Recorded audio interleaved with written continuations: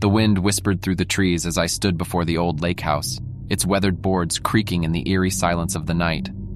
My friends and I had embarked on what was supposed to be a fun weekend getaway, a break from the chaos of our everyday lives. Little did we know that this trip would plunge us into a nightmarish ordeal we could never have anticipated.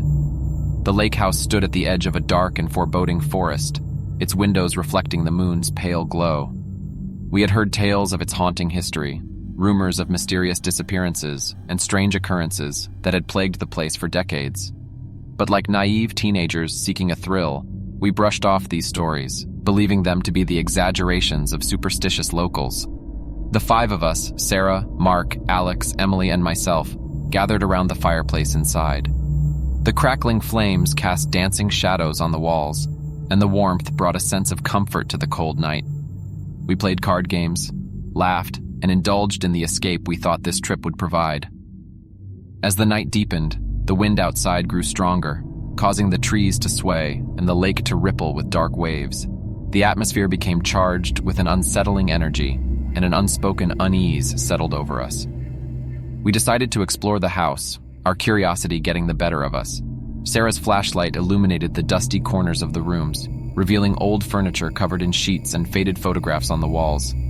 The air felt heavy, suffused with a feeling that we were not alone. I couldn't shake the sensation that eyes were watching us from the shadows, but I chalked it up to the spooky ambiance and my own overactive imagination. As we ascended the creaking stairs, a low moan echoed through the hallway, freezing us in our tracks.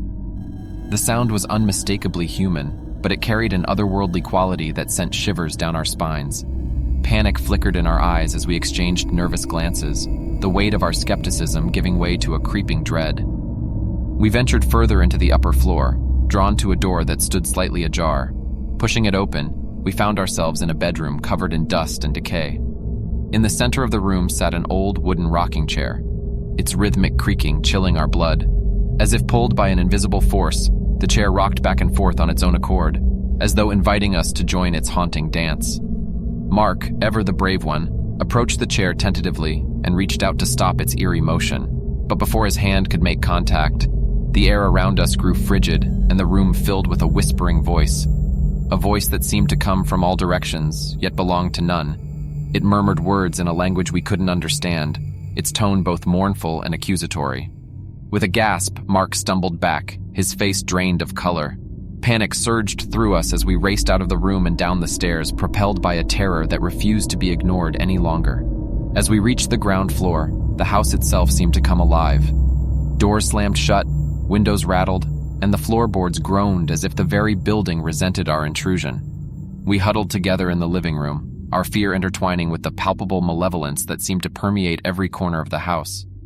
Desperation gripped us as we realized we were trapped, isolated from the safety of the outside world, by an unseen force determined to keep us within its clutches.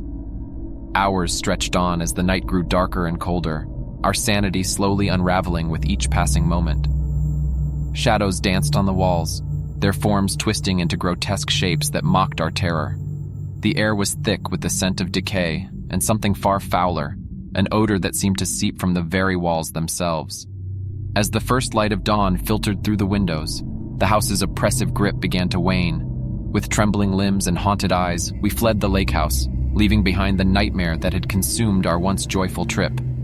The forest seemed to sigh in relief as we emerged, its darkness retreating before the dawn's gentle embrace. We never spoke of that night again, each of us carrying the weight of the experience in our own ways. The lake house remained a place of dread in our memories, a reminder that there are forces beyond our comprehension that can twist reality into a waking nightmare. And though we returned to our ordinary lives, we were forever changed by the horrors we had faced on that ill-fated trip to the lake house.